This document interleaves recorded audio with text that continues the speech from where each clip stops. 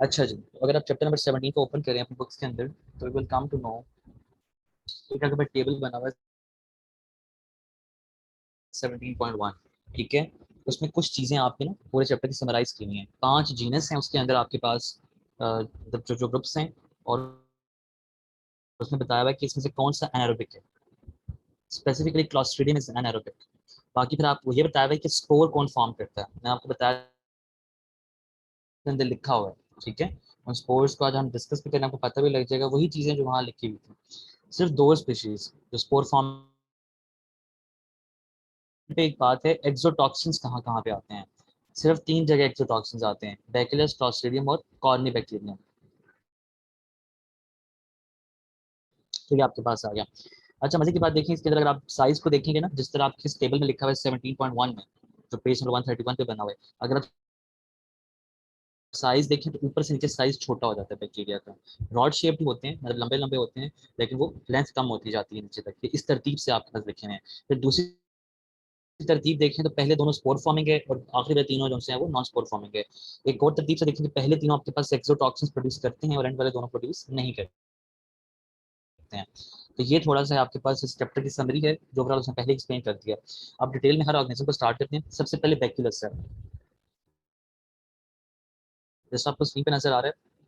अगर हम बैक्यूलस की बात करें तो इसकी जनरली जो प्रॉपर्टीज है, पहली बात है ग्राम पॉजिटिव रॉड है, एरोबिक है, स्पोर फॉर्मिंग है।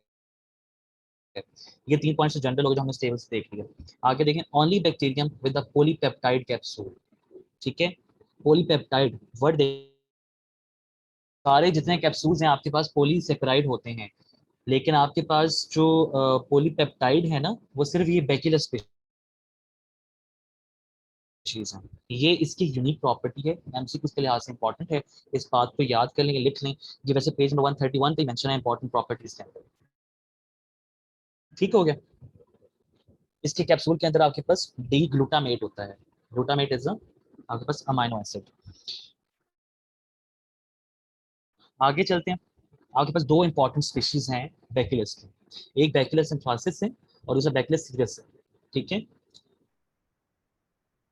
अब देखें कि आपके जो बैक्टीरियाज होते हैं इनके नाम जो होते हैं डिजीज से बहुत रिलेट कर रहे होते हैं। जिस तरह पहला बैक्यूलस सिंथेसिस है तो ये एंथ्राक्स कॉज करवाता है, ठीक है। और सीरियस है वो जरा अलग तरह की डिजीज को, लाजमी नहीं है कि नाम रिलेट करे डिजीज के साथ, ठीक है, लेकिन मोस्टली ऐसा ही होता है। जो नाम होता है आपके ऑर्गेनिज्म का, उसी से आपके पास डिजीज रिलेट कर लेती है। पहले हम स्टार्ट करते हैं जी बैक्टीरियल सिंथेसिस, इसका मैकेनिज्म ऑफ पैथोजेनेसिस क्या है, ठीक है। वैसे हमने ये मैकेनिज्म इसका डिस्कस कर वीडियो पढ़ी थी, वहां पर भी पढ़ा था। आज हम थोड़ा सा डिटेल से देखते हैं इसमें क्या क्या चीजें हैं। पहली बात तो ये है कि इसमें दो endotoxin, sorry these are not endotoxins, these are exotoxins, ठीक है। ये एक्सोटॉक्सिन है, यहाँ पे ये एरर है, ठीक है। ये एक्सोटॉक्सिन्स हैं। इसमें आपके पास दो पार्ट्स हैं इसके। एक आपके पास क्या होता है, एडिमा फैक्टर, और एक होता है लीथल फैक्टर। नामों से क्या फंक्शंस हैं। एडिमा फैक्टर का काम क्या होगा, इसने साइक्लिक एएमपी को इंक्रीज करवाना है और एडिमा कॉज करवा देना है वहाँ पर, ठीक है, जहाँ पर ये इन्फेक्शन हुआ होगा। लीथल फैक्टर का काम क्या होता है, इसमें फॉस्फोकाइनेज को क्लीव करना है। जब फॉस्फोकाइनेज को क्लीव करेगा ना, तो आपके पास जो आप जब सेल सिग्नलिंग पढ़ते हैं तो उसके अंदर एक पाथवे होते हैं MAPK, माइट्रोजन activated protein kinase pathway. उस पाथवे को इसने एक्टिवेट कर देना है। सिंपल ऐसे याद रखें कि फॉस्फोकाइनेज जब आपके पास एक्टिव होगा, ठीक है, क्लीव होगा, तो उसके बाद आपके पास सिग्नलिंग पाथवे एक्टिवेट हो जाएगा। वो सिग्नलिंग पाथवे जब एक्टिवेट होता है तो आपके पास ग्रोथ को रोक देता है, ठीक हो गया। ग्रोथ को रोक देगा। ये दोनों, ये एंथ्राक्स, जो एंथ्राक्स टॉक्सिन है, ये उसकी इंपॉर्टेंट बात नहीं, जो इसका टॉक्सिन का नाम एंथ्राक्स है।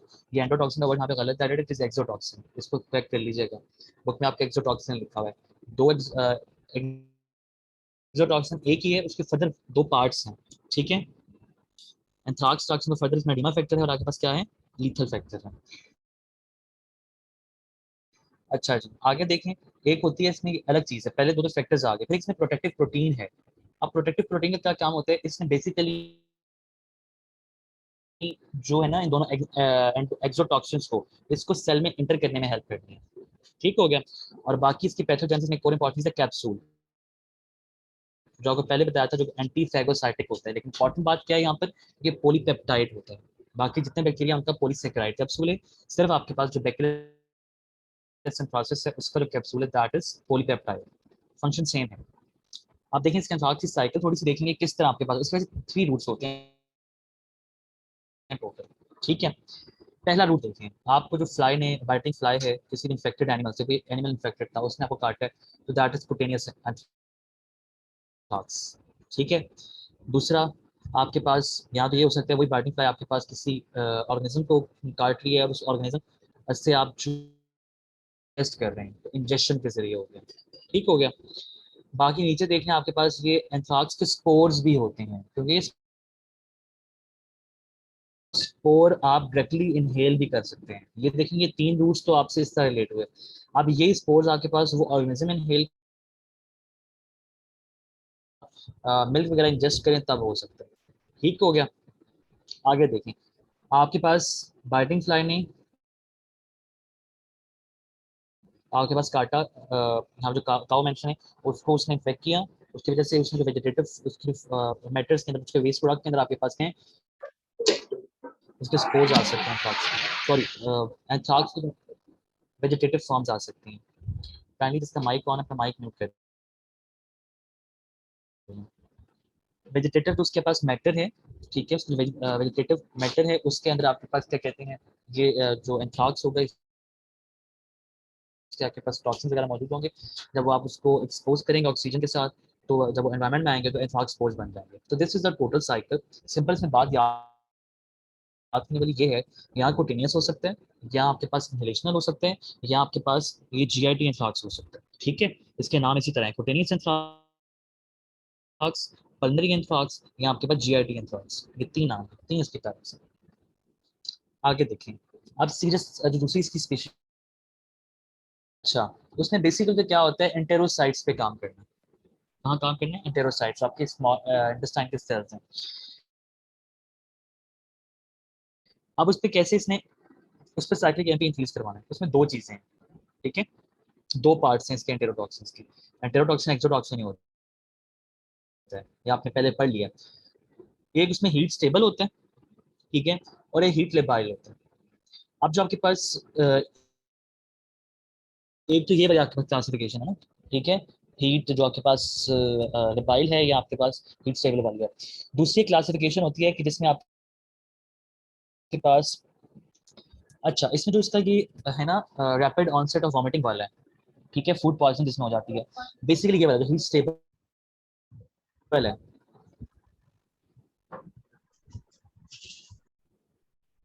अच्छा, जो हीट स्टेबल वाला है, याद करें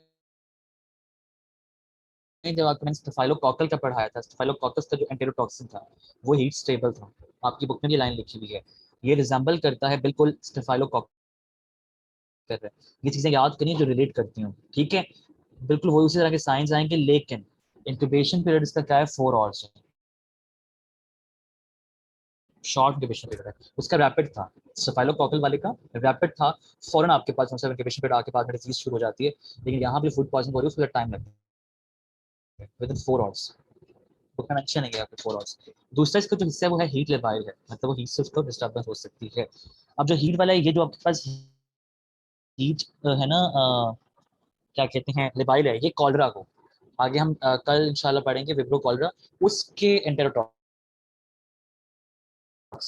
उसको रिजेंबल करते हैं। जो डायरिया, ये नॉन ब्लडी डायरिया जिसे वाटरी डायरिया भी कहते हैं। आपने पूरे जब माइक्रो पढ़नी है तो आपको डायरिया की टाइप का पता हो, या तो वाटरी डायरिया होता है, या फैटी डायरिया होता है, या ब्लडी डायरिया होता है। मेजरली आपने ब्लडी या वाटरी डायरिया पढ़ना है। जो फैटी डायरिया वो एक ही ऑर्गेनिज्म करवाता है, और माइक्रो में उसने उसको मेंशन भी नहीं किया हुआ, उसने उसको वाटरी लिखा हुआ है, ठीक है, वो पैरासाइट्स में जाके आता है। जब हम पैरासाइट्स को देखेंगे तो हम उसमें आपको बताऊंगा, ठीक है। Non bloody diarrhoea and abdominal cramps नहीं है, पहली बात है, इसका एंटेरोसाइट्स पे काम है, साइक्लिक एम्पिक में चीज करवाना है इसमें। अब होता किस तरह, हीट स्टेबल वाला एंटेरोटॉक्सिन है, ये स्टेफाइलोकोकल को आपके एग्जांपल कर रहे हैं। जो हीट लेबाइल वाला एंटेरोटॉक्सिन है वो विब्रो कॉलरा के आपके पास कॉलरा टॉक्सिन को एग्जांपल करता है। पहले वाले में वॉमिटिंग होती है, लेकिन इंक्यूबेशन पीरियड डिफरेंट है उससे, दैट इज 4 आवर्स। और इसमें आपके पास जो लॉन्ग इंक्यूबेशन पीरियड है, जो हीट लेबाइल है, इसमें 18 आवर्स होते हैं, 18 घंटे के बाद ये होता है। ठीक है, ये टाइमिंग थोड़ी आपने याद रखनी है। अब ये हमने दोनों के पैथोजेनेसिस पढ़ लिए हैं, अब हम दोनों को कंपेयर करेंगे। सबसे पहली बात, एंथ्रासिस कहाँ कहाँ हो सकता है? सॉइल में हो सकता है, जिसने आपको दिखाया था, वूल में हो सकता है, जो आपके पास ये ऑर्गेनिज्म जो आपके पास काऊ है, शीप है, उसमें हेयर्स में हो सकता है, एनिमल हाइड्स में हो सकता है। ठीक है, बैक्टीरिया का ऑर्गेनिज्म क्या है? सॉइल में हर जगह मौजूद है, ग्रेन्स में हो सकता है, वेजिटेबल में हो सकता है, डेयरी प्रोडक्ट्स में हो सकता है। अब ट्रांसमिशन कैसे होती है? एंथ्रासिस वाले ये ऑक्यूपेशनल डिजीज है, ठीक है, जहाँ आप काम कर रहे हैं वहाँ पर हो सकता है। इनऑकुलेशन ऑफ स्पोर्स इनटू वाउंड, आपके पहले की वाउंड वहाँ स्पोर्स एंटर हो जाए, या इंजेक्शन और इनहेलेशन ऑफ स्पोर्स, वो आपको मैंने पहले बता दिया। अब ये बैक्टीरिया सीरियस हमने पहले नहीं पढ़ा, इसको याद कर लें और ऐसे आपको पता होना चाहिए। रीहीटेड राइस सिंड्रोम, बुक में ये टर्म इस्तेमाल नहीं हुई, लेकिन सिर्फ लिखा है राइस की वजह से। ठीक है, जब एक राइस पहले बने हुए थे, आपने दोबारा उनको रीहीट किया है, उस टाइम पे आपके स्पोर्स जर्मिनेट कर जाते हैं, जो टॉक्सिन्स वो करते हैं आपके पास, प्रोड्यूस करते हैं, और वो आप जब इंजेस्ट करते हैं रीहीटेड राइस को, रीहीटेड फूड्स के अंदर, इसको रीहीटेड राइस सिंड्रोम इसलिए कहा जा रहे हैं कि आपके पास मेजरली राइस की वजह से, और फूड की वजह से भी हो सकता है, लेकिन राइस की वजह से नेचुरली होता है। मैंने क्या आपको बताया? मैंने ये बताया आपको कि राइस, रीहीटेड राइस सिंड्रोम की वजह से क्या है, पहले कुक्ड राइस थे, उसको आपने रीहीट किया है, तो रीहीट के दौरान वो स्पोर्स जर्मिनेट कर जाएंगे, जब वो स्पोर्स जर्मिनेट करेंगे, वो एक्सोटॉक्सिन्स निकले और वो आपने इंजेस्ट कर देना। तो ये इसका बैक्टीरिया सीरस का जो है ट्रांसमिशन है। आइडेंटिफिकेशन आपको पहले बता दिया, ग्राम पॉजिटिव रॉड्स हैं, स्पोर फॉर्मिंग है, और जो बैक्टीरिया सिंथेसिस है नॉन मोटाइल है, मतलब मूवमेंट नहीं है ऐसी, लेकिन सीरियस से मोटाइल है, ये बात याद रखनी है। दोनों एरोबिक हैं। बाकी इसकी मेडूजा हेड कॉलोनीज ऑन ब्लड अगर, ये आपके लैब डायग्नोसिस के अंदर भी बात लिखी हुई है, या इसको मेडूसा हेड कॉलोनीज कहते हैं, या आप इसको क्या कहते हैं, स्लेड कॉमेट टेल्स अपीयरेंस होती है। ठीक है, कॉमेट टेल अपीयरेंस किस तरह की होगी? कॉमेट इज बेसिकली जो ये स्पेस में होता है, उसकी टेल होती है और आगे से एंगल्स होते हैं, कौन लाइक शेप होती है, बिल्कुल उस तरह का इसका आपके पास जो इसकी अगर पे ना, ब्लड अगर के ऊपर से टॉक्सिन है। ठीक है, एक्सोटॉक्सिन का हिस्सा ही होते हैं एडीमा फैक्टर, लीथल फैक्टर। तो प्रोटेक्टिव फैक्टर आपको पहले बता दिया, वो एक प्रोटेक्टिव प्रोटीन होती है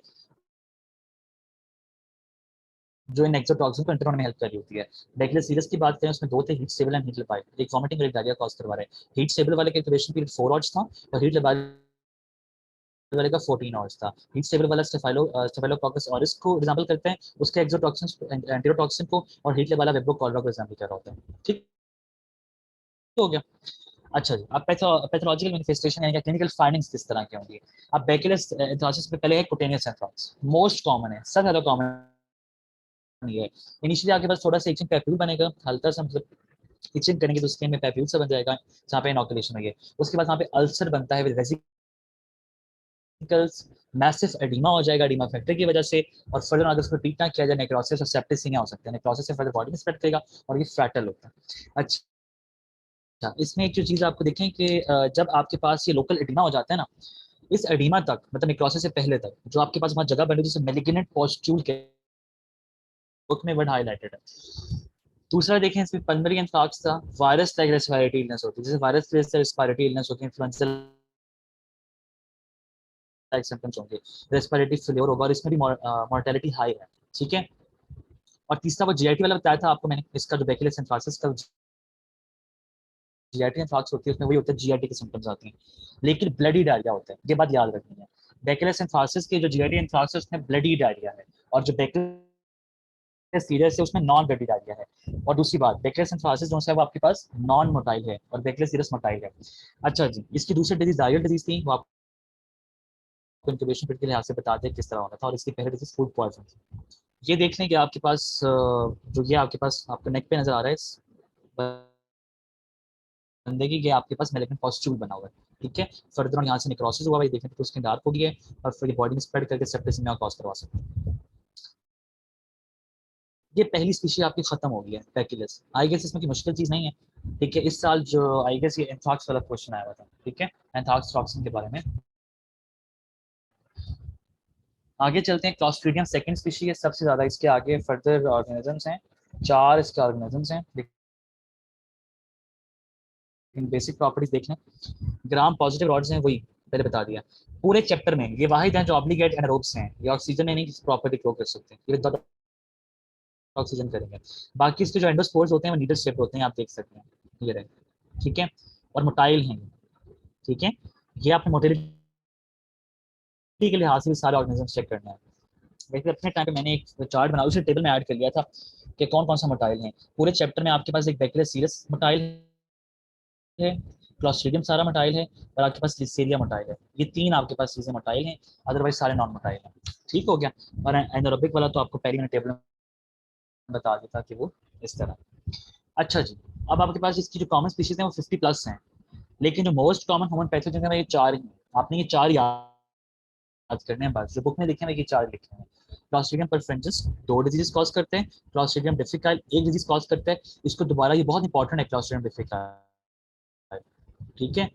और इसमें जो इंपॉर्टेंस की क्या है कि इसकी तो जो है रेजिस्टेंस बहुत जल्दी आती है, उसकी डिजीज बहुत है वो डिजीज जो मेजर कॉज होती है एंटीबायोटिक्स का बार बार यूज करना होता है रेजिस्टेंस की वजह से। तो इसका जो दोबारा से इसको जो क्लॉस्ट्राइडीज डिफिकल्टी कहते हैं, ठीक है।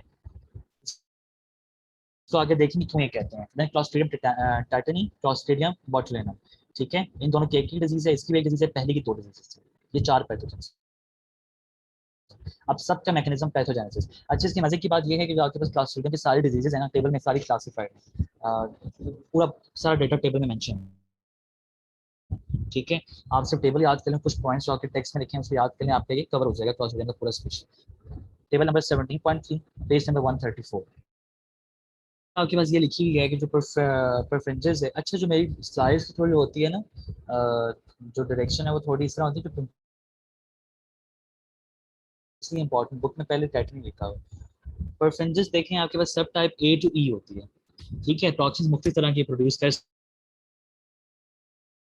सकते हैं, तो उस टॉक्सिन की बेसिस को A से E हम क्लासीफाई करते हैं।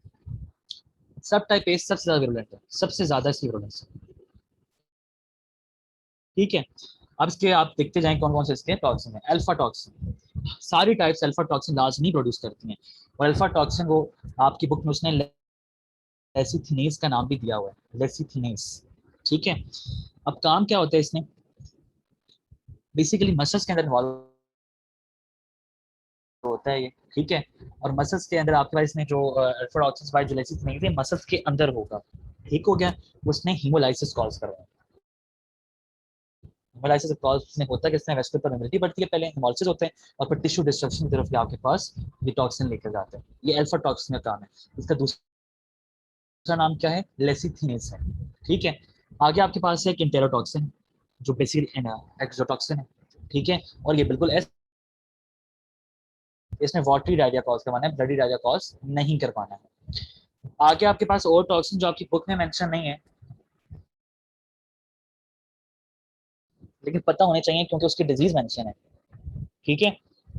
मेजरली आपके पास जो डिजीज लिखी हुई है ना गैस टैंकिंग वाली, उसमें सिर्फ उसने अल्फा टॉक्सिन का जिक्र किया है, लेकिन उसमें बीटा और आपके पास ये एल टॉक्सिन भी आते हैं या स्लैम्डा टॉक्सिन कहते हैं। ये निक्रोटाइजिंग जो निक्रोसिस होगा उसके अंदर वो इसकी वजह से होगा। ये बुक पे नोट डाउन कर लीजिएगा, मैंने बता दिया कि बुक पे मेंशन नहीं है। अगली स्पीशीज आपके पास क्लॉस्ट्रियोइडीज डिफिकल्ट। सबसे पहली बात तो ये है कि ये इम्यूनो कम्प्रोमाइज पेशेंट्स में होता है जो कि एंटीबायोटिक्स ले रहे होते हैं, या उन लोगों में होता है जिनमें एंटीबायोटिक रेजिस्टेंस हो जाती है, उसमें ग्रोथ बढ़ जाती है। इसकी ट्रांसमिशन का वजह ये है, ठीक है, जो इम्यूनो कम्प्रोमाइज लोग होते हैं या जिसमें एंटीबायोटिक रेजिस्टेंस होती है उन लोगों में। इसमें टॉक्सिन आपके पास होते हैं 2, A and B. B main है वैसे इसमें। ए आपका एंटेरोटॉक्सिन तरह होता है, बिल्कुल कॉलरा लाइक उसका होता है, इंटेस्टाइन हैमरेज और फ्लूइड सिक्रेशन, मतलब ब्लडी डायरिया। सॉरी, इसका ब्लडी डायरिया नहीं होगा, एक minute. It is a non bloody diarrhoea, watery diarrhoea, ठीक है। ये आपके पास जो होगा इंटेस्टाइनल हैमरेज जरूर हो रहा है, लेकिन आपके पास डायरिया है, दैट इज वाटरी डायरिया, क्योंकि कॉलरा आपके पास वाटरी डायरिया कॉज करवाता है, ठीक हो गया। अच्छा जी, साइटोटॉक्सिन और टॉक्सिन भी है, वो बेसिकली क्या करते हैं, म्यूकस मेम्ब्रेन को डिस्ट्रॉय कर देता है, ठीक है। ये कॉलोन में होता है बेसिकली, ये जो आपका लार्ज इंटेस्टाइन का फर्स्ट पोर्शन है कॉलोन, उसके अंदर होता है। और इसने आपके पास क्या करना है, जो साइटोटॉक्सिन बी है उसके म्यूकस मेम्ब्रेन को इसने आपके पास डिस्टर्ब करना है। उसके बाद बाइंड कैसे करते हैं, इसका एडिशन फैक्टर होता है स्पेसिफिकली, जो इसको वहाँ बाइंड करने में हेल्प कर रहा होता है। पहले बाइंड करेगा आपके पास वहाँ पर, ठीक हो गया। बाइंड करने के बाद इसमें वहाँ पे क्या करना है आपके पास, इसने ग्लूकोसाइल ट्रांसफॉर्मेशन ट्रांसफरेशन करवानी है, ठीक है। ये एक मैकेनिज्म है, उसकी वजह से आपके पास क्या होगा, एक्टिन की डीपोलिमराइजेशन हो जाएगी। जब एक्टिन की डीपोलिमराइजेशन हो जाती है, इंटेग्रिटी है वो खत्म हो जाएगी। जो साइटोस्केलेटन ने पूरे सेल को होल्ड किया हुआ है ना, इसलिए इसको साइटोटॉक्सिन कहते हैं। इसने साइटोस्केलेटन की जो एक इंटेग्रिटी है, उसका स्ट्रक्चर है, उसको डिस्टर्ब कर देना, बिल्कुल। फर्दर ऑन क्या होगा आपके पास, प्रोसेस होगा और ये डेथ की तरफ लेके जाएगा आपके पास एंटेरोसाइट्स। और कहाँ पे है इसका, कोलॉन की लार्ज इंटेस्टाइन, बेसिकली मेजर जगह है इसकी। अच्छा जी, इसके रेजिस्टेंस स्पोर्स होते हैं बेसिकली, ठीक है। और नॉर्मल फ्लोरा से बात है, एंटीबायोटिक रेजिस्टेंस है ना, तो एंटीबायोटिक ले लेके आपकी ऑलरेडी नॉर्मल फ्लोरा भी आपका बहुत ज़्यादा डिप्रेस हुआ होता है, ठीक है। हॉस्पिटल में इसको आपको एलिमिनेट करना बहुत ज़्यादा मुश्किल होता है, क्योंकि ये होन पेशेंट्स में रहा है जो कि इम्यूनो कम्प्रोमाइज्ड हैं, और हॉस्पिटल में आपके पास मोस्टली जो पेशेंट्स होते हैं इम्यूनो कम्प्रोमाइज्ड होते हैं, तो उस केस में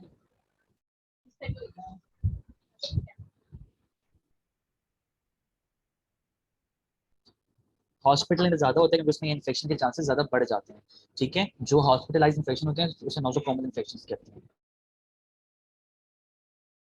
नोसोकोमल इन्फेक्शन होते हैं जो हॉस्पिटल की बाउंड्रीज में ज़्यादा हो सकते हैं। This is one of that infection. कि 2016 के अंदर हमने जो है क्लॉस्ट्रीडियम डिफिकाइल को क्लासिफाई किया था, और अब इसको हम क्लॉस्ट्राइडीज डिफिकाइल कहते हैं, ठीक है। उसकी एक वजह ये भी है कि ये एनारोबिक है, सॉरी ये हमारे पास नॉन मोटाइल है, ठीक है। बाकी सारी तीनों स्पीसीज जितनी भी हैं वो आपके पास कहते हैं मोटाइल हैं, और ये नॉन मोटाइल है, ये बात आपने याद रखनी है। अच्छा जी, ये खत्म हो गया। आगे आ जाए क्लॉस्ट्रीडियम टेक्निक के ऊपर। ये पहले हम लोग ऐसे पढ़ चुके हैं, हमने उसमें डिस्कस किया था, आज दोबारा देख लेते हैं। क्लॉस्ट्रीडियम टेक्निक में क्या करना है, इस साइड से स्टार्ट करते हैं जहाँ मेरा कर्सर है। क्लॉस्ट्रीडियम टेक्निक आपके पास टेनाटोस्पाज्मिन, ये आपके पास इसका जो है ना वो टॉक्सिन है, ठीक है। ये आपके पास टॉक्सिन है इसका, ये आपके पास निकालेगा, स्पीड करेगा। उसने क्या करना है, उसने आपके पास inhibit release of inhibitor transmitter, कुछ ट्रांसमीटर का काम क्या करना होता है, इनहिबिट करना है उसने आगे जाकर। और यहाँ पे जो ट्रांसमीटर है, for example glycine, glycine is an inhibiting transmitter, आपने फिजियोलॉजी में पढ़ा होगा। ये आपके ये टेनाटोस्पाज्मिन है, ये जाके आपके वो इनहिबिटर ट्रांसमीटर की जगह पे लग जाता है और उसकी रिलीज को रोक देता है। जब वो रिलीज रुक जाती है तो के पास एक्साइटेटरी ट्रांसमीटर जो नॉर्मली बॉडी में आ रहा है, उसको इनहिबिटर ने रोकना था, वो रुकता नहीं है, तो कॉन्टिन्यूअस एक्साइटेटरी स्टिमुलेशन होती है, and that is spastic paralysis होता है इसके अंदर, ठीक है। ये देख, ये आपके पास वही चीज उसने एक उसके फॉर्म में बता दी है। आप बोटुलिनम टॉक्सिन मिलते जुलते, दोनों मिलते जुलते हैं, मैं फर्क बाद में बताते हैं इसमें। बोटुलिनम का जो टॉक्सिन होगा, ठीक है, क्या करना है, उसने आपके पास जो एसिटाइल कोलिन का रिलीज था मोटर एंड प्लेट से, ठीक है, उसको रोक देना। अब एसिटाइल कोलिन का काम आपके पास मसल्स की स्टिमुलेशन भी होता है, ठीक है। तो मसल स्टिमुलेट नहीं हो पाता, उसकी वजह से फ्लैसिड पैरालिसिस हो जाता है, फ्लैसिड, ठीक है। जो कंट्रैक्शन करनी है या उसको होल्ड इंटेग्रिटी को मेंटेन रखना है, वो खत्म हो जाएगी। जब मैं आपको इसके सिम्टम्स बताऊंगा तो आपको पता लग जाएगा इसमें क्या क्या किस तरह हो रहा है, ठीक हो गया। आगे देखिए, अब हम करते हैं सबका कंपैरिजन चारों स्पीशीज का। हैबिटेट आपको पता होना चाहिए, इंपॉर्टेंट है इनका, क्योंकि उससे आप डिजीज की पैथोजेनेसिस की तरफ आपके आसानी होगी है। बॉटलिंग यहाँ होता है सॉइल और कैंड फूड के अंदर होता है, ठीक है। जो हम ये कैंड फूड इस्तेमाल करते हैं और सॉइल में इसके स्पोर्स होते हैं। इसी तरह क्लॉस्ट्रिडियम डिफिकल्ट सॉइल में स्पोर्स हो गए, इंटेस्टाइनल फ्लोरा आपके पास में होता है ये, उसके अंदर भी आपके पास ये प्रेजेंट हो जाता है, ठीक हो गया। देन आ गया आपके पास क्लॉस्ट्रिडियम प्रेफरेंसेस, सॉइल में होता है, वाटर में होता है, आपके पास जो सीवेज सिस्टम होता है उसमें होते हैं, और नॉर्मली जीआईटी के अंदर प्रेजेंट होते हैं कुछ हिस्सा नॉर्मली। सॉइल में, वाटर सीवेज में, एनिमल्स के नॉर्मल फ्लोरा में। एक आपके पास होता है न्यूनाटल टेटनस होती है, बच्चों के अंदर होती है। बच्चों के अंदर आपकी होती है, जहाँ मेंशन नहीं है, आपको वैसे बता रहा बुक में लिखा हुआ है। आपके पास अम्ब्लाइटिस जो होती है ना, उसकी गिल्ड अगर वाउंड हो जाए, ठीक है, उसके जख्म वगैरह हो जाए, तो उस केस में आपके पास इन्फेक्शन हो सकता है, तो कंटामिनेट हो जाती है वहां पर, उसे न्यूनाटल टेटनस कहते हैं। फिर मॉर्फोलॉजी देखें, पहले एनारोबिक हैं, दूसरे भी एनारोबिक हैं, और ये रेजिस्टेंट स्पोर्स हैं। और जो क्लॉस्ट्रिडियम परफेंजन है large rectangular aerotolerant rapid growing लैग फ्लैचुला, ठीक है। Clostridium tetani small racket shape terminal spore होता है। रैकेट जब रैकेट इस्तेमाल करते हैं ना बैडमिंटन में, उस शेप के होते हैं टर्मिनल स्पोर्स इसके, ठीक है। क्लॉस्ट्रिडियम टाइटेनी के ये इसके डिफरेंशिएटिंग फीचर्स होगी, मॉर्फोलॉजी होगी। टॉक्सिन्स देखेंगे, पहले वाले को बॉटुलिन टॉक्सिन, दूसरे में enterotoxin A and cytotoxin B था। क्लॉस्ट्रिडियम परफेंजन में अल्फा बीटा एल टॉक्सिन, हाइड्रोलुरोनिडेज है, कोलेजनेज एंटेरोटॉक्सिन हो गया। ट्रांसमिशन आपको पहले बता दिया था, आपने उसकी हैबिटेट से रिलेट करना है। क्लॉस्ट्रिडियम में बॉटुलिन में क्या होता है, स्पोर्स आपके हनी के अंदर, शहद के अंदर। Toxins in can food. Nosocomial infection है, मैंने बताया था, जो हॉस्पिटल एक्वायर्ड इन्फेक्शन होता है। Clostridium difficile is one of them. Opportunistic intestinal flora, ठीक है, जो इम्यूनो कंप्रोमाइज होते हैं, उनका नॉर्मल हिस्सा होता है इंटेस्टाइन का। इसका जो आपके पास थर्ड है, आपके पास स्पोर्स हैं, कंटामिनेटेड फूड है, entry to other side from GIT से एंटर कर सकता है ये, ठीक है, क्योंकि इसकी दो डिजीज हैं, एक आपके पास स्पोर्स और कंटामिनेशन बाहर से हो सकती है, और एक आप इंजेस्ट करते हैं उसकी वजह से हो जाती है, जैसे फूड पॉइजनिंग कहते हैं। क्लॉस्ट्रिडियम टेटनी में कंटामिनेशन ऑफ वाउंड या कट वगैरह, ठीक है। अब वो आपके पास अगर बच्चों में होगी तो नेटल हेल्थ से कहेंगे, टेटनस कहेंगे। अब पैथोलॉजिकल मैनिफेस्टेशंस देखें, ये इसको आपने रिलेट लास्ट में करना है। क्लासिकल जो है वीकनेस होगी, आपका ब्लड विजन होगा क्योंकि आयरस के मसल्स का मसला होगा, ठीक है, वो आपके पास सही तरह काम नहीं करेंगे। डिसेंडिंग आपके पास फ्लैसिड पैरालिसिस, ये डिसेंडिंग का वर्ड आपको याद रहना चाहिए, ठीक है। फ्लैसिड पैरालिसिस आपकी पूरी बुक में दो जगह पे आएगा, एक आपके पास गुलियन बैररी सिंड्रोम में आएगा, उसमें भी फ्लैसिड होता है, लेकिन वो असेंडिंग होता है, नीचे ऊपर से नीचे बॉडी आ रहा होता है। और अगर मैं आपको एक एग्जांपल दूं, बुक में जैसे लिखी हुई है, ठीक है, डिसेंडिंग वीकनेस में क्या होता है, आपके पास क्रेनियल नर्व्स पैरालाइज होती हैं, डायप्लोपिया डबल विजन होगा जिसे ब्लड विजन भी कहेंगे, डिस्फेजिया होगा आपके पास, आप खाना सही तरह नहीं खा सकते, टॉसिस होगा जिसे ट्रूपिंग ऑफ आइलिड कहते हैं, और एस्पिरेटरी मसल का फ्लेवर। ये तरतीब से सिम्टम ऊपर से नीचे आ रहे हैं, और अगर इसको ना अगर ट्रीट किया जाए तो डेथ की तरफ बॉडी जाती है। इन्फेंट्स में क्या होता है, floppy baby syndrome, floppy baby, flaccid हो गया बेबी, बिल्कुल ठीक है, कोई उसमें काम नहीं करता, उसे फिर इन्फेंट बॉटुलिज्म कहते हैं। क्लासिक, इसकी तीन टाइप्स हैं, क्लासिकल बॉटुल आपके पास होते हैं botulism, infant botulism and wound botulism। wound botulism में बेसिकली होता है क्लासिकल ही है, जिस तरह क्लासिकल में हुआ, लेकिन वो फूड की वजह से हो रहा है, ठीक है। देन आ जाते हैं आपके पास क्लोस्ट्राइडिस डिफिकाइल, इसमें एक ही डिजीज है, that is pseudomembranous colitis, profuse foul smelling liquid diarrhoea होता है आपके पास, लेकिन वाटरी रहता है, ठीक है। कभी कभी ब्लडी भी हो जाता है अगर वो बहुत सेवियर हो जाए, लेकिन आप वाटरी में कंसीडर करते हैं। फीवर, एब्डोमिनल पेन कॉमन, एक डिजीज है। आपकी बुक में वैसे दो डिजीजेज लिखी हुई हैं, ठीक है, बाकी इसमें कुछ और ही मेंशन, आप उसको देख सकते हैं। फूड पॉइजनिंग, एब्डोमिनल क्रैम्प्स हैं, वाटरी डायरिया, ठीक है। और इसमें जो आपके पास फूड पॉइजनिंग आपके पास हो रही है ना, इसका incubation period that is 18 to 16 hours होता, वाटरी डायरिया है, और ये एस और को ही रिलेट कर रहा होता है। Gas gangrene, very important. Intense pen, swelling होती है वाउंड की, पहले पेन होगी, पेन के बाद स्वेलिंग होगी, पेन होगी, वो इन्फ्लेमेशन वाली चीज है। फीवर होगा, और उसकी फर्दर आपके पास कम्प्लिकेशन क्या आएगी, हेमरेजिक गोले, इसके टॉक्सिन्स की वजह से, ठीक है, बड़े बड़े वहां पे उनसे गोले टाइप नुमा चीजें बन जाएंगी, और गोलों के अंदर टिश्यू ने नीचे से निक्रोसिस होना शुरू हो जाएगी, और ब्राउनिश डिस्चार्ज होगा जब उसको तोड़ेंगे। और उसके अंदर क्या होता है, आपके पास ब्राउन डिस्चार्ज के बाद क्या होता है कि साउंड आती है स्पेसिफिकली, ठीक है, क्योंकि उसके अंदर गैस इकट्ठी हो जाती है ना। तो आप जब वो जो उसको अफेक्टेड टिश्यू को जब पालपेट करेंगे ना, उसके अंदर सब कुछ साउंड क्रेपिटस वो फील होगा।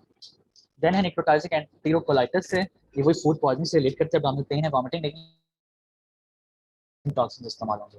बाकी सेलुलाइटिस, फिशाइटिस, ये बेसिकली गैस करने का हिस्सा है, ठीक है, आपके पास जो स्किन के इन्फेक्शन हैं।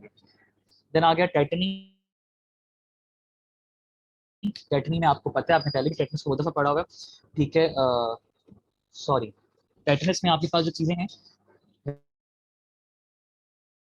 विद इन 1 वीक स्टार्ट होते हैं। इसके मुख्तलिफ जो है, क्रिसमस, क्रिसमस इज बेसिकली आपके पास जो स्पेसिफिकली लॉक जा हो जाता है, ठीक है, उसकी वजह से आपकी फेस एक स्पेशल, उसका एक फीचर आ जाता है, उसकी एक स्पेसिफिक लुक होती है, उसे क्रिसमस कहते हैं। और दूसरा आ गया आपके पास drooling, then you have sweating, then irritability, opisthotonus. Opisthotonus में क्या होता है आपके पास, नॉर्मली आपकी बॉडी जो सी होती है हाइपर एक्सटेंड हो जाती है, ठीक है। जो आपके पास जो एक्सटेंसर मसल्स होते हैं तो स्पैज्म हो जाता है, बॉडी बिल्कुल आपकी जो बैक होती है ना उसका यू शेप आपके पास उल्टा यू बन जाएगा। सार्डोनिक ग्रिन होती है एक स्पेसिफिक जो फेस का फीचर आपको मैंने बताया था, उसकी वजह से स्पेसिफिक ग्रेमिनेंस हो जाती है फेस के ऊपर और it leads to respiratory failure. और जो लोकलाइज्ड टेटनस होती है ये जनरलाइज पूरी बॉडी में, लोकलाइज होती है ट्विचिंग स्पैज्म या साइट ऑफ आर्म बस। एक नेटल होती है वो आपको अम्ब्लाइकस का बताती है, वो लोकलाइज्ड होती है। अब ये देखिए गैस कैंटीन आप ये चेक कर सकते हैं कि पूरा फुट इन्फेक्टेड है, ठीक है। ये आपके पास देखें किस जगह पे आपके पास ये बहुत बड़े बड़े बने हुए बुलेट्स बने हुए हैं और यहाँ पे इसमें ब्लड भी इसमें ये ब्लैकिश हो जाते हैं, ठीक है। इसमें से साउंड भी आती है because of the accommodation of gases, ठीक है। और ये लॉन्ग आप देख सकते हैं, एक स्पेसिफिक देखें इस तरह की शेप है, एक साइड से आपके पास जो है ऑलमोस्ट सीख है और एक साइड से आप देखें बिल्कुल अंदर जाएगा, दैट इज इसके लॉन्ग जगह थोड़ा सा फीचर है। देन नाउ नेक्स्ट बैक्टीरिया जितने भी हम नॉन स्पोर फॉर्मिंग है उसमें पहले आपके पास कौन ही बैक्टीरियम डिफ्थीरिया, ग्राम पॉजिटिव ही है, एरोबिक है, नॉन स्पोर फॉर्मिंग पहली बात। और इंपॉर्टेंट बात क्या है इसमें, मेटाक्रोमेटिक ग्रैन्यूल्स है, मेटाक्रोमेटिक ग्रैन्यूल्स क्लब शेप होते हैं, ये आप देख सकते हैं कि क्लब शेप किस तरह की है, ठीक है। और ग्रे टू ब्लैक कॉलोनीज होती हैं टेलीग्राइट अगर के ऊपर लॉफ्लेट्स मिलता है, ये इंपॉर्टेंट बात है इसका डायग्नोसिस के लिहाज से। ये हम लैब टाइम स्टूडेंट चैप्टर पढ़ा तो उसके अंदर लिखा होगा, यहाँ पे लिखा हुआ है वैसे। ये जो स्पेसिफिक अगर्स होती है ना, नॉर्मली अगर्स बहुत कम इस्तेमाल होती हैं, ठीक है, वही इस्तेमाल कॉमन, ये वो जो स्पेसिफिक अगर यहाँ पे आ गई है टेलीग्राइट अगर या लॉफ्लेट्स में। इसकी जो आपके पास ट्रांसमिशन है that is aerosol droplets, respiratory आपके पास ब्रेक हो सकता है या आपने इन्फेक्टेड पर्सन के साथ आपने वो कांटेक्ट किया तो उसमें कुटेनियस डिफ्थीरिया होगा, ठीक है। इसे कहते हैं खन्नास का जो होता है ना, खन्नास उर्दू में ये इसकी बीमारी का नाम है, रेस्पिरेटरी एंड कुटेनियस दो तरह का। अच्छा रेस्पिरेटरी में आपके पास क्या होता है, बुक के अंदर इस तरह से क्लासिफिकेशन गिवन नहीं है, बुक में सीधा सीधा लिखा हुआ है डिफ्थीरिया, ठीक है। डिफ्थीरिया टॉक्सिन तो हमने पढ़ लिया था पीछे अगर आपको याद हो जनरल माइक्रो के अंदर, ठीक है, वही यहाँ पे इसका जो है ना वो मैकेनिज्म लिखा हुआ एक्सप्लेन किया है। सूडो मेम्ब्रेनस फ्रेंजाइटिस होता है, मतलब ग्रेश व्हाइट मेम्ब्रेन होती है साल के एमसीक्यूज थे, ठीक है। और उसने इसकी फिर ऐसी यूनिसी कॉम्प्लिकेशंस पूछी, इसी कॉम्प्लिकेशन याद करना जरूरी है, ठीक है। और दूसरा सवेयर लिम्फेडेनोपैथी होती है, बोल नहीं ये आप देख सकते हैं नीचे फिगर के अंदर। देन कुटेनियस वाउंड डिप्थीरिया होता है, इनिशियल पैप्यूल बनता है, बाद में नॉन हीलिंग अल्सर बन जाता है। सिस्टमिक में क्या होता है, ये इसकी कॉम्प्लिकेशंस डिस्टेंट ऑर्गन्स जो दूर दूर ऑर्गन्स होंगे या उसके नजदीक से दूर तक जाते जाते वो उसको डैमेज करेगा। मायोकार्डाइटिस कॉज करवाता है सबसे पहले, दूसरा आपके पास है arrhythmias, neuropathy, renal tuber necrosis, these are आपके पास जो होती हैं इसकी कॉम्प्लिकेशंस हैं। इसी कॉम्प्लिकेशंस को हम फर्दर उनसे तीन हिस्सों में तकसीम करते हैं, ठीक है। पहले हम इसकी प्रेजेंसेस देखते हैं, कॉम्प्लिकेशन को बताते हैं। अच्छा बीटा के पास प्रोफेज लाइसोजेनिक बैक्टीरियोफाज, ये है आपके पास बैक्टीरिया जैसा, उसके अंदर आपके बैक्टीरिया एक्सोटॉक्सिन है, उसका क्या काम था, उसने जो एडीपी राइबोसाइलेशन करवानी है, एलोंगेशन फैक्टर, एलोंगेशन फैक्टर बहुत इंपॉर्टेंट होता है प्रोटीन सिंथेसिस में, उसकी राइबोसाइलेशन जब हो जाए तो उसका प्रोटीन सिंथेसिस रुक जाता है, वो इनहिबिट हो गया, सेल डेथ हो जाएगी और आगे पे क्लिनिकल मैनिफेस्टेशंस आएंगी जो मैंने आपको पहले बता दी है, ठीक है। अब इसमें कॉम्प्लिकेशंस को हम क्लासिफाई करें, पिछली स्लाइड वापस आते हैं। मैं कहता हूँ रिस्पायरेटरी बेसिकली रिस्पायरेटरी डिप्थीरिया में ज्यादा कॉम्प्लिकेशंस हैं, ठीक है। उसमें अगर आप वहां से कॉम्प्लिकेट करते हुए अगर आपके पास वही जो मेम्ब्रेन ये जो फायरेंस में ये लायरेक्स में चली जाए, नीचे ट्रैकिया में चली जाए, same membrane pseudo membranes greyish white appearance, ठीक है, तो उस केस में एयर वे ऑब्स्ट्रक्ट कर जाएगा, ठीक है। दूसरी बात, ठीक है, वो कैसे हो जाता है, आपके पास उसमें अरिथमिया हो सकता है, सर्कुलेटरी कोलैप्स आ सकता है, ये दूसरी होगी। तीसरी कॉम्प्लिकेशन है नर्व वीकनेस और पैरालिसिस, ठीक है। स्पेशली जो क्रेनियल नर्व्स होती हैं, जो क्रेनियल नर्व्स आपके पास ये रेस्पिरेटरी ट्रैक में सॉरी आपके फायरेंस की जगह पे इन्वॉल्व होती हैं, जिस तरह जो सॉफ्ट पैलेट को या फायरेंस को कंट्रोल कर रही होती हैं, उनमें मसला उनकी न्यूरोपैथी हो जाती है, तो उसकी वजह से नर्व वीकनेस हो जाती है, उनका पैरालिसिस हो जाता है, जिसकी वजह से आपके पास रिगर्गिटेशन ऑफ फ्लूइड होती रहती है, आप कोई भी चीज देंगे तो चीज ऊपर जाती रहेगी, हालांकि नर्व्स हैं वो आपके पास वो सारा कंट्रोल किया होता है उन्होंने, तो आपके पास जो फ्लूइड है वो नीचे जाता है, ऊपर वो नहीं जाता। आपको पता है कि आपके पीछे से जो फायरिंग्स ऊपर से नेजो फायरिंग्स, ओरो फायरिंग्स और जो फायरिंग्स सारे में एक ही कैविटी है, उसमें बीच में कोई वो कंस्ट्रक्शंस नहीं अच्छा, लैब डायग्नोसिस का क्यों इंपॉर्टेंट है? सबसे पहली बात तो ये है, आपके पास ग्राम पॉजिटिव रॉड्स में with blue and red metachromatic granules, जब इसका आप कल्चर करेंगे ना, आप डाई जो इस्तेमाल करते हैं, ठीक है, आपके पास सारा सेल ब्लू होगा लेकिन उसके ग्रेन्यूल्स हैं वो रेड, इंपॉर्टेंट है। दूसरा, positive Elek test for toxin, ये टॉक्सिन ये आपकी टेक्स्ट बुक में नहीं लिखा हुआ, आपकी बुक में बस लॉफलर्स मीटिंग वाला टेस्ट लिखा हुआ, ठीक है। और एक है शेकिक टेस्ट, ये शेकिक टेस्ट कौन सा है, ये बेसिकली आपका पैथोजेनेसिस में मेंशन है। इसमें क्या करते हैं, इसको काइंडली लैब डायग्नोसिस मैंने मेंशन करना है, क्योंकि लैब डायग्नोसिस में उसने मेंशन नहीं किया हुआ, लेकिन आपने लिखना है उसको वहां पे, ठीक है, मेरी फाइल में भी एडेड है। बेसिकली टेस्ट कैसे परफॉर्म किया जाता है, आप एक इंट्राडर्मल इंजेक्शन देते हैं 0.5 ml of purified standardised toxin, ठीक है, कॉनिबैक्टीरियम डिप्थीरिया का टॉक्सिन होता है लेकिन प्यूरिफाइड होता है, तो डिजीज कॉज नहीं करवा सकता। अगर पेशेंट के अंदर एंटी टॉक्सिन ना हो, मतलब उसके खिलाफ एंटी टॉक्सिन, जो टॉक्सिन पहले डिप्थीरिया के खिलाफ कॉनिबैक्टीरियम डिप्थीरिया के खिलाफ एंटी टॉक्सिन ना हो, तो टॉक्सिन वहां पे इन्फ्लेमेशन कॉज करवा देते हैं उस स्पेसिफिक साइड पर। स्किन टेस्ट कहते हैं उसको, बेसिकली स्किन टेस्ट है, उसमें आपके पास 4 to 7 डेज के बाद तक आपके पास इन्फ्लेमेशन कॉज करवाएगा। अगर इन्फ्लेमेशन नहीं होती, इसका मतलब है कि पेशेंट के अंदर एंटीटॉक्सिन मौजूद है और पेशेंट की इम्यूनिटी बहाल है, ठीक है। ये तरीका होता है बेसिक, उसके खिलाफ एंटीटॉक्सिन बॉडी के अंदर मौजूद है या नहीं है, उसकी इम्यूनिटी किसके खिलाफ है या नहीं है, ठीक हो गया। बेसिकली आपकी बुक में 12 जगह पर स्किन टेस्ट आएंगे, मतलब यहाँ पर आ रहे हैं, इम्यूनोलॉजी के अंदर आएंगे, माइकोसिस के अंदर आएंगे, तो आपको स्किन टेस्ट का मैकेनिज्म पता होना चाहिए। स्किन टेस्ट की वजह से डिजीज नहीं हो सकती, बेसिकली आप इम्यून स्टेटस को चेक कर रहे होते हैं, और वो स्किन टेस्ट में जो सैंपल होता है बेसिकली जब इनऑकुलेट कर रहे होते हैं, इंजेक्ट कर रहे होते हैं बॉडी के अंदर, बेसिकली वो होता वही उसका ही जो फैक्टर होता है उसी ऑर्गेनिज्म का होता है, लेकिन उसकी पैथोजेनेसिस विलनेस खत्म की भी होती है, ठीक है। नेक्स्ट आपके पास ऑर्गेनिज्म है लिस्टेरिया मोनोसाइटोजीन्स, ठीक है, ग्राम पॉजिटिव रॉड है लेकिन कॉकोबैक्टीरियस है, मतलब एग्जांपल देखना, इस फिगर को आप देखें, रॉड टाइप लेकिन इसके राउंडेड एंड से थोड़ा सा इस तरह लगता है जिस तरह ये कोकाई का एग्जांपल जो है। देन ये फैकल्टेटिव इंट्रासेलुलर है, ऑक्सीजन और प्रेजेंस और एब्सेंस दोनों में कुछ ना कुछ काम कर सकता है। बीटा हेमोलिटिक है, आपको याद होगा जब हमें पढ़ा था चैप्टर नंबर 15, उसमें हमें मैंने कुछ बातें कॉलोनी की, अल्फा में इनकम्प्लीट थी, बीटा में कंप्लीट थी और गामा में नो थी, तो बीटा के अंदर कंप्लीट हेमोलिसिस है। कैटलिस्ट पॉजिटिव है,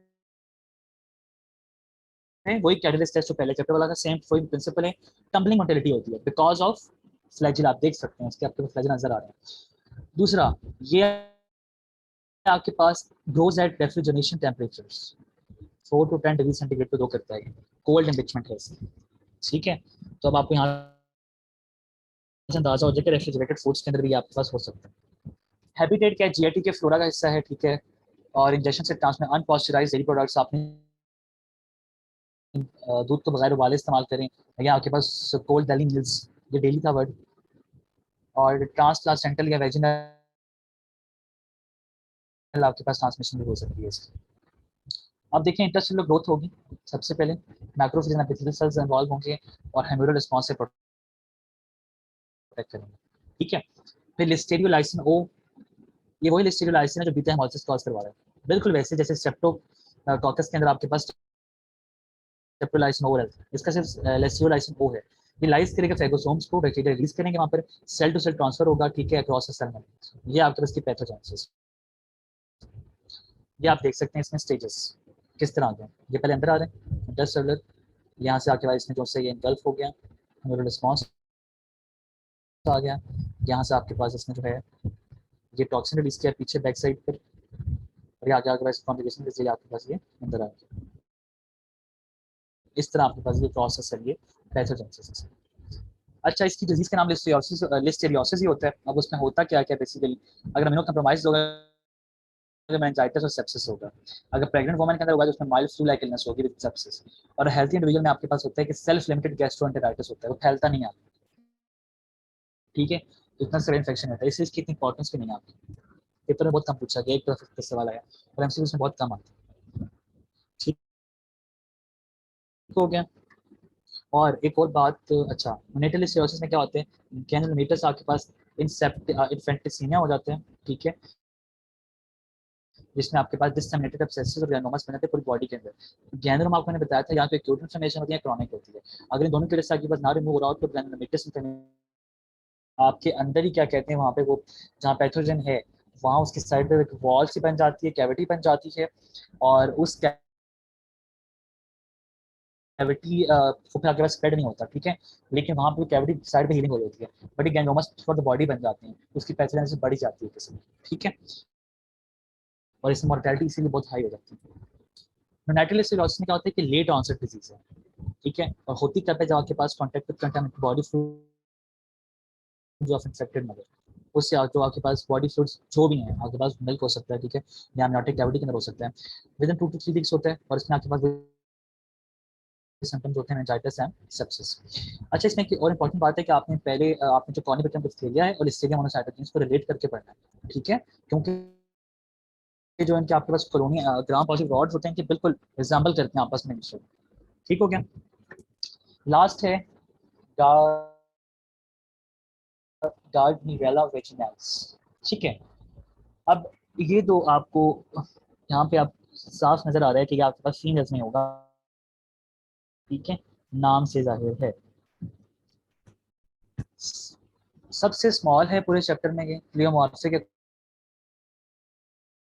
कोई सेम शेप नहीं, डिफरेंट शेप हो सकती है, और ग्राम वेरिएबल बैक्टीरिया है, ग्राम वेरिएबल है, पॉजिटिव नेगेटिव का कुछ पता नहीं है, ठीक है,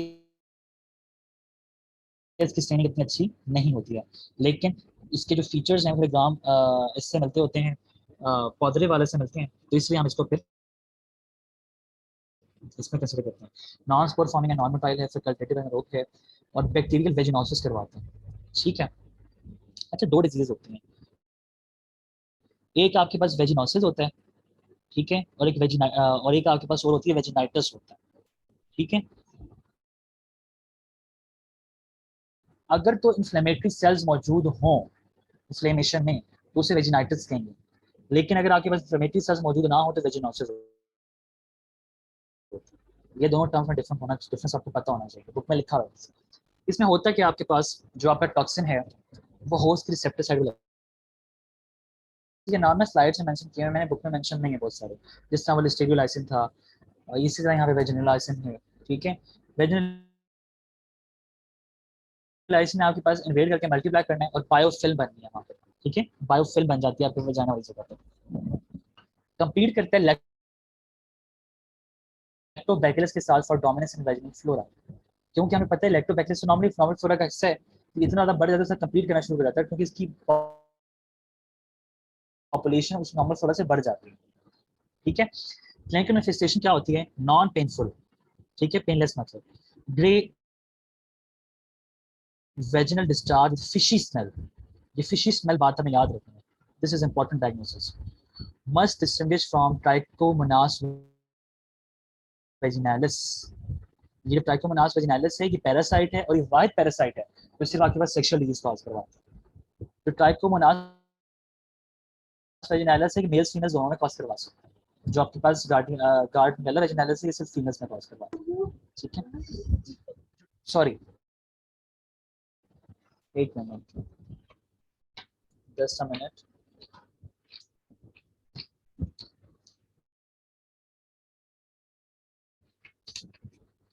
जी जी, बाजी बात है, ट्राइकोमोनास वेजिनालिस दोनों में डिजीज कॉज करवाते हैं, लेकिन जो इसकी मेजर डिजीज है आपके पास